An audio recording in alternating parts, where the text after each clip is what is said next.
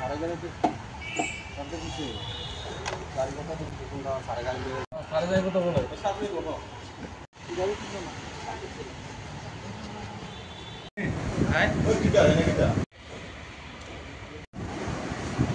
কথা বলতে নাবালিকার ঠাম্মা থানাতে রাত্রিবেলাতে আসে এবং আমাদেরকে বলে যে তাদের পাশের বাড়ির একটা ছেলে লাইনের নাতিনকে ধর্ষণ করেছে বা বাজে কাজ করেছে 11 বছর।